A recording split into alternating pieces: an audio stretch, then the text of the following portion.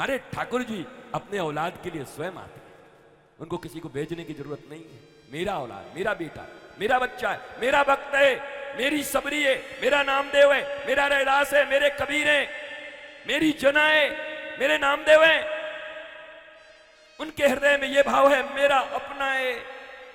नौकर चाकर से सेवा नहीं कराएंगे। हमारे गुरुदेव भगवान सदा मुझसे कहा करते, सुन सावधान, कभी गुरु अगर तेरे द्वार पर आए तो नौकर चाकर से उनकी सेवा मत कराना। गुरु की समस्त सेवा अपने हाथों से करना, नहीं तो यही अहंकार तुझे एक दिन ले डूबेगा। ये मेरे गुरु की पहली वाणी थी कि गुरु की सेवा अपने हाथों से करना। और मैंने भगवान राम के पूर्वज अम्बरीश को देखा। अम्बरीश चक्रवर्ती सम्राट थे, पर अपने ठाकुर और अपने गुरु के लिए गंगा जी से जल लाने खुद जाते थे, मटकी में ला करके पिलाते और सफाई करते थे, मार्जन करते थे। चक्रवर्ती सम्राट, कोई मंत्री नहीं भारत का, चक्रवर्ती सम्राट पूरे आर्यावर्त का। आर्यावर्त तब कितना फैला हुआ था समझो।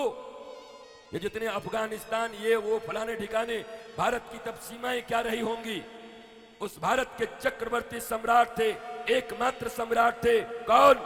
राजा अम्बरीश, भगवान राम के पूर्वज। पर वो सेवा करने जाते थे अपने गुरु और गोविंद की। पानी भी दूसरे से नहीं मंगवाते थे, एक साधारण पनिहारिन की तरह मस्तक पर मटकी लेकर के नदी जाते थे, जो जल लाते थे उससे अपने भगवान के मंदिर का मार्जन करते थे और अपने गुरु के चरणों को उसी जल से धोते थे। अपने हाथों से सेवा करने का व्रत लिया था अम्बरीश। और इसीलिए अम्बरीश के ऊपर जब दुर्वासा जैसे ऋषि पड़े तो दुर्वासा की ऐसी तैसी हो गई थी। दुर्वासा इतने बड़े ऋषि हैं, इतने बड़े, लेकिन अम्बरीश के पीछे पड़ गए तो क्या हुआ था वो कथा सभी जानते हैं। भगवान ने अम्बरीश का पक्ष लिया, दुर्वासा का नहीं लिया, अम्बरीश का पक्ष लिया। भगवान भी पक्षपाती है और भगवान तो सीना ठोक के कहते हैं कि मैं अपने भक्तों के लिए पक्षपाती हूं। राम जी 100 जगह कह दिए, भगवान कृष्ण 100 जगह कह दिए। बोले भाई आप क्या पक्षपात करते हैं, क्या आप समत्व में हैं? भगवान बोले हम भाषण तो समत्व का देते हैं, पर पक्ष तो भक्तों का ही देते हैं। भाषण तो हम समत्व का करते हैं, पर पक्ष अपने भक्तों का लेते हैं, और लेना भी चाहिए। नहीं फिर भक्ति करने का लाभ ही क्या? सब धान 22.5 पसेरी, रावणों को वही और हनुमानों जी को यही, तो हनुमान बनेगा कौन? फिर सब रावण ही बनेंगे। आओ आओ बताते हैं, आओ।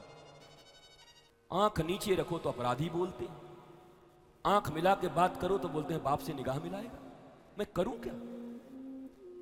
एक दिन जब वो प्रसन्न थे तो मैंने पूछा सुनो। बोला हाँ बोलूं। बोला मैं तो आपको बहुत प्रेम करता हूं। बोला हाँ जी करना चाहिए, बाप हो तुम्हारा, हाँ बड़ी अच्छी बात है, पर एक बात सुन लो पिताजी, इसका उत्तर दो कि जब आपने मुझे मारा तो मैं निगाहें इसलिए नीचे किए हुआ था कि हो सकता मुझसे कुछ गलती हुई, आप मेरे पिता हैं, आपसे निगाह न मिलाऊं, पर आपने मुझे सिखाया कि निगाह जिसका झुका होता है वो अपराधी होता है, आंखें मिलाकर बात किया करो।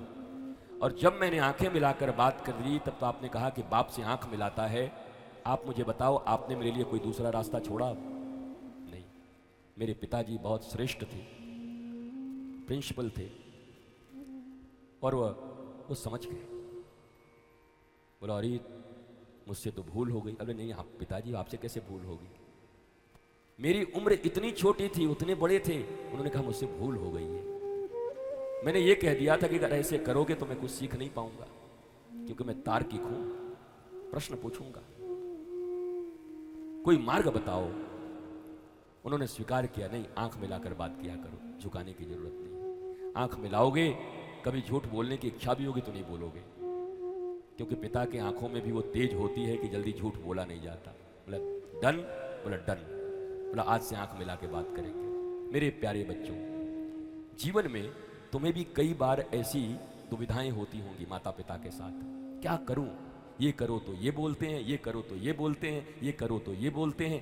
कभी इत्मीनान से बैठकर बात कर लिया करो। जिस दिन वो आइसक्रीम लाए हो घर में, जिस दिन खूब प्यार से तुम्हारे लिए कुछ खाने के लाए हो, पापा पापा पापा प्लीज बैठो ना, बैठो ना, बैठो ना, एक बात पूछूं, उस दिन ऐसा हुआ था ना? हाँ बेटा, गुरुजी बता रहे थे ना कि इस दुनिया में सबसे अच्छा फ्रेंड माता और पिता होते हैं। हाँ बेटा। मम्मी पापा से बढ़िया फ्रेंड दुनिया में कोई नहीं होता ना, गुरुजी बोले ना कथा में। हाँ बेटा। तो आप मेरे फ्रेंड हो ना। हाँ। तो मेरे हृदय में जो बात लगी मैं आपसे बोलूं, हाँ खुल के बोलूं। इस प्रकार से जब बाप बेटे, माता पुत्री, पुत्री और पिता इस प्रकार से खुले वातावरण में डिस्कशन करेंगे एक मित्र की भांति, तो यकीन मानो रावण भी आएगा तो तुम्हारे बच्चों को बुरा नहीं बना पाएगा, दुर्योधन भी बुरा नहीं बना पाएगा। जब तुमसे ज्यादा प्यार करने वाला उनको महसूस होने लगता है कि बाहर कोई है, उनको यह महसूस होने लगता है कि तुमसे भी ज्यादा कोई प्यार उनको करता है। वो कहते हैं ना, यहाँ किससे शेयर करे, घर में किससे शेयर करे, यही तो एक है बबीता जिससे मैं सब शेयर कर पाती हूं। वो बबीता ही ले डूबेगी तुम्हारी बेटी को, और वो कल्लू ही ले डूबेगा तुम्हारे बेटे को।